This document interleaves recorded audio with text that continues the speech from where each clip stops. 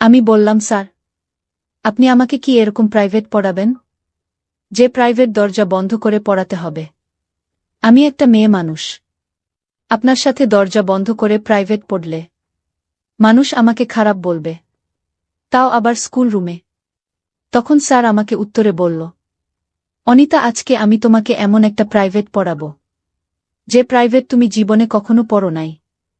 আজকে আমি তোমাকে এমন একটা অঙ্ক করাবো যে অঙ্ক তুমি জীবনে কখনো কর নাই। আজকে আমি তোমাকে এমন একটা ইংরেজি পড়াবো যে ইংরেজি জীবনে তুমি কখনো পড় নাই। আমি বললাম, সত্যি বলছেন স্যার? স্যার বলল, হ্যাঁ অনিতা, আমি সত্যি বলছি। তারপর বন্ধুরা স্যার আমাকে খালি রুমে একলা ডেকে নিয়ে পরীক্ষায় ভালো নম্বর দিবে বলে প্রাইভেট পড়ানোর নামে আমার সাথে যা করল, তা শুনলে বন্ধুরা তোমাদের মাথা গরম হয়ে যাবে। সত্যি বলছি বন্ধুরা, আজকের গল্পটি অনেক অনেক ইন্টারেস্টিং। আশা করি তোমরা শুনে অনেক মজা পাবে। পুরো গল্পটি শোনার জন্য বন্ধুরা তোমাদের নিকট আমার বিনীত অনুরোধ। বন্ধুরা, তোমাদের নিকট আমার ছোট্ট একটি অনুরোধ, তোমরা দয়া করে আমার চ্যানেলটিকে সাবস্ক্রাইব করে আমাকে সাপোর্ট করবা।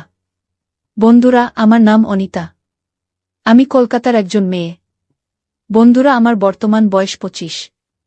কিন্তু আমি তোমাদেরকে যে ঘটনাটি বলবো তা আমার জীবনের বাস্তব একটি ঘটনা, যা আমার মতো একটা ছোট্ট বালিকার সাথে কোনো শিক্ষকেই করা উচিত নয়। বন্ধুরা, আমার জীবনে ঘটে যাওয়া বেদনাদায়ক ঘটনা ঘটেছিল আজ থেকে প্রায় 9-10 বছর আগে। বন্ধুরা, আমি তখন কলকাতা শহরের একটি বেসরকারি স্কুলে ক্লাস 10-এ পড়তাম।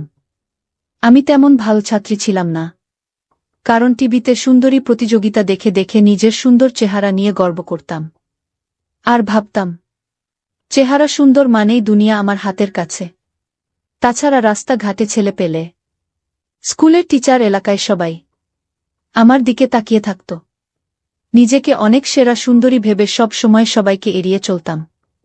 আমি সব সময় আমাদের ক্লাসের স্যারদের কাছে প্রাইভেট পড়তাম। এতে করে স্যার ক্লাসে কিছু বলার সাহস পেত না, আবার ভালো মার্কস দিত। দেখতে দেখতে কিভাবে সময় চলে গেল তা বুঝতেই পারি নাই। একদিন আমাদের গণিতের শিক্ষক সুকেশ স্যার হঠাৎ করে নোটিশ দিয়ে দিল, আমাদের টেস্ট এক্সাম সামনে। আমি ছাত্রী হিসেবে তেমন একটা ভালো ছিলাম না। টেস্ট এক্সামের কথা শুনে আমার মাথা ঘুরতে শুরু করল। মনে মনে চিন্তা করতে শুরু করলাম, কিভাবে আমি টেস্ট পরীক্ষায় এলাও হব। আমি যদি পরীক্ষায় এলাও না হতে পারি, তাহলে আমার বাবা মা অনেক কষ্ট পাবে, আর আমাকে এসএসসি পরীক্ষা দেওয়ার জন্য প্রতিষ্ঠান সুযোগ দিবে না। মনে মনে চিন্তা করতে লাগলাম, যেভাবেই হোক আমি টেস্ট পরীক্ষায় এলাও হতে হবে। আর যদি এলাও হতে না পারি, তাহলে আমার পড়ালেখা চিরতরে বন্ধ হয়ে যাবে। আমার এই সুখের জীবন, আরাম, আয়েশ, ঘোরাফেরা, স্বাধীনতা সবকিছুই চলে যাবে। বাবা মা আমাকে অন্য কোথাও বিয়ে দিয়ে দিবে যদি আমি পরীক্ষায় পাশ না করতে পারি। গভীরভাবে চিন্তা করতে লাগলাম, কিভাবে আমি টেস্ট পরীক্ষায় এলাও হব। মনে মনে চিন্তা করলাম, যদি আমাকে টেস্ট এলাও হতে হয়, তাহলে আমাকে খুব ভালো করে কয়েকটা দিন পড়তে হবে, এবং আমাদের প্রতিষ্ঠানের সবচেয়ে ভালো শিক্ষক সুকেশ স্যার, উনার কাছে আমাকে খুব মনোযোগ সহকারে প্রাইভেট পড়তে হবে। যদি আমি ছুটির পর আমি উনার এখানে বেশ কয়েকদিন প্রাইভেট পড়ি ব্যক্তিগতভাবে, তাহলে মনে হয় আমি পরীক্ষায় ভালো করতে পারব। এই চিন্তা করে আমি সুকেশ স্যারের কাছে চলে গেলাম। আমি স্যারকে গিয়ে বললাম, স্যার, আমি আপনার কাছে একটা প্রয়োজনে এসেছি। স্যার বল, কি প্রয়োজন? আমি বললাম, স্যার, আমি আপনার কাছে প্রাইভেট পড়তে এসেছি। স্যার, সামনে আমার টেস্ট পরীক্ষা, আর স্যার, আপনি যদি আমাকে প্রাইভেট না পড়ান, তাহলে নিশ্চিত স্যার আমি ফেল করব। প্লিজ স্যার, আমাকে 1-2টা মাস সময় দিন। স্যার, আপনার পড়া ছাড়া আমি কারো পর তেমন বেশি একটা বুঝি না। আপনি আমারে অঙ্ক, ইংরেজি সব মিলিয়ে পড়াইবেন, আমি আশা করি। স্যার, আপনি যদি আমাকে পড়ান, তাহলে আমি নিশ্চিত পাশ করব। প্লিজ স্যার, আপনি আমাকে অল্প কিছুদিন সময় দিন। স্যার আমার কথা শুনে একটা মুচকি হাসি দিয়ে বললেন, অনিতা, ধৈর্য হারা হচ্ছ কেন? তুমি আমার স্কুলের ছাত্রী। তোমাকে পাশ করানো আমার নৈতিক দায়িত্ব। তুমি কোনো টেনশন করো না অনিতা। কাল থেকে তুমি আমার এখানে প্রাইভেট পড়তে আসবে। আমি তোমাকে খুব মনোযোগ সহকারে পড়াবো। কিন্তু অনিতা, তোমাকে আমি পরীক্ষায় 100% পাস করিয়ে দিব। কিন্তু আমার একটা শর্ত তোমাকে মানতে হবে। আমি বললাম, কি শর্ত স্যার? স্যার বলল, অনিতা তুমি খুব সুন্দর। আমার স্কুলের সবচেয়ে সুন্দরী ছাত্রী তুমি। যদিও আমার তোমাকে কথাটা বলা উচিত নয়। কিন্তু অনিতা, তুমি খুবই সুন্দর। তুমি যদি আমাকে একটিবার সুযোগ দেও, তাহলে যে কোনো মূল্যের বিনিময়ে আমি তোমাকে টেস্ট পরীক্ষায় পাশ করে দিব। এবং কি এসএসসি পরীক্ষায়ও ভালো রেজাল্ট করার জন্য আমি তোমাকে রাত্রে দিনে পড়াবো। তুমি শুধু আমাকে একবার। আমি বললাম, স্যার একবার কি? স্যার বলল, বোকা মেয়ে বোঝে না। তুমি অনেক সুন্দর। তোমার সুন্দরের কোনো তুলনা হয় না। আমি তোমার দিকে চাইলেই আমি যেন তোমার মধ্যে হারিয়ে যাই। অনিতা, আমি তোমার সৌন্দর্যের মধ্যে একবার হারিয়ে যেতে চাই। আমি বললাম, স্যার আমি পরীক্ষায় পাশ করব বলে আপনার কাছে টাকা দিয়ে প্রাইভেট পড়তে এসেছি। কিন্তু আপনি যে স্যার এত নীচ, আপনি যে এত খারাপ, তা আমি আগে জানতাম না।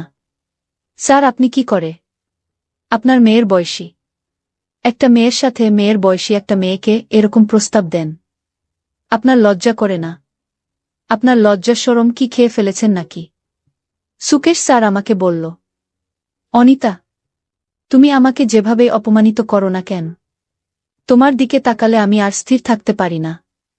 অনিতা, আমি সত্যিই তোমাকে অনেক ভালোবাসি। আমি তোমাকে অনেক ভালোবেসে ফেলেছি। আমি তোমার ভালোবাসার আগুনে পুড়তে চাই। প্লিজ অনিতা, তুমি আমার প্রস্তাবে রাজি হয়ে যাও। আমি তোমাকে সকল পরীক্ষায় পাশ করিয়ে দেব। অনিতা, আমি তোমাকে খুব বিনয়ের সাথে বলছি, যদি তুমি আমার প্রস্তাবে রাজি না হও, তাহলে আমি তোমাকে সকল পরীক্ষায় ফেল করাবো। তখন কোথায় থাকবে তোমার স্বপ্ন? কোথায় থাকবে তোমার মডেলিং এর স্বপ্ন? কোথায় থাকবে তোমার বিশ্ববিদ্যালয়ের পড়ালেখার স্বপ্ন? সব ধূলিসাৎ হয়ে যাবে। তোমাকে একটা রিকশাওয়ালার হাতে তোমার আব্বু বিয়ে দিয়ে দিবে। আর তোমার পড়ালেখা চিরদিনের জন্য শেষ হয়ে যাবে। এখন তুমি বলো, তুমি যদি আমার প্রস্তাবে রাজি থাকো, তাহলে আমি তোমাকে কাল থেকে প্রাইভেট পড়াবো। আর না হলে আজকের মতো এখান থেকে চলে যাও। স্যারের মুখ থেকে এরকম ধরনের কথা শুনে আমার মাথায় যেন আসমান ভেঙে পড়ল। যেখানে আমার বয়স মাত্র 15 কিংবা 16 হবে, সেখানে 45 থেকে 50 বছরের একটা বুড়ো লোকের খারাপ নজর পড়েছে। তাও আবার সে আমার স্কুলেরই একজন শিক্ষক।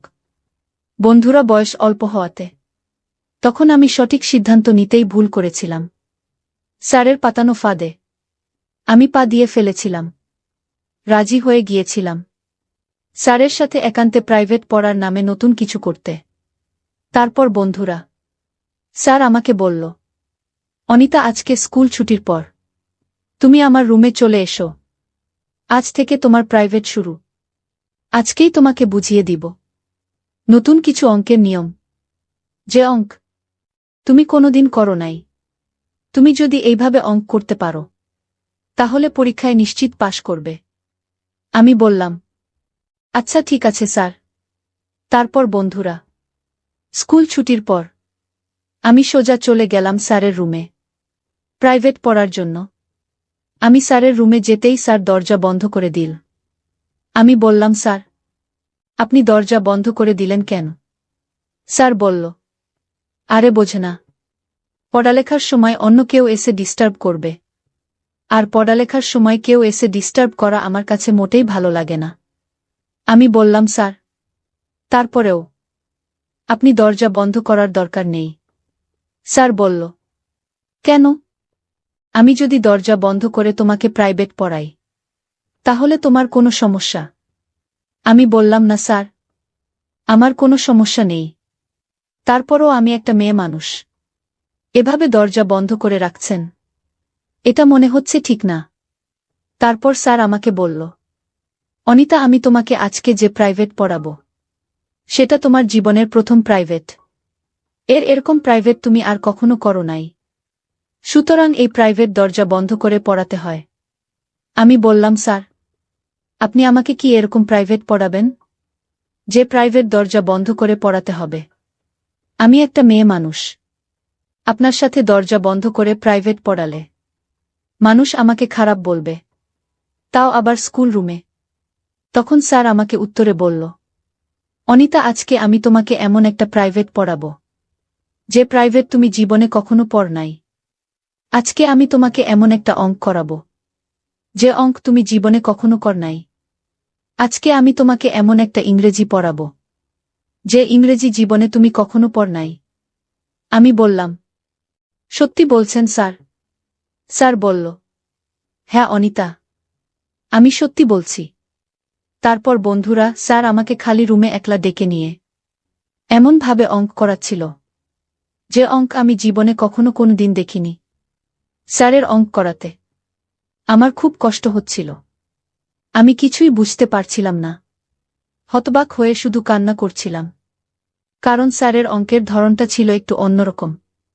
বুঝতেই তো পারছেন বন্ধুরা, স্যার আমাকে কোন ধরনের অঙ্ক করিয়েছিল। এভাবে বন্ধুরা স্যার আমাকে পড়ার ফাঁকে ফাঁকে প্রতিদিন বিশেষ ধরনের একটা অঙ্ক করাত, যে অঙ্কটা করাতে প্রথম প্রথম আমার খুব কষ্ট হয়েছিল।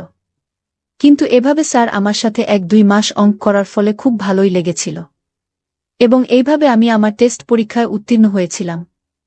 অবশেষে আমি এসএসসি পরীক্ষায় পাস করেছিলাম।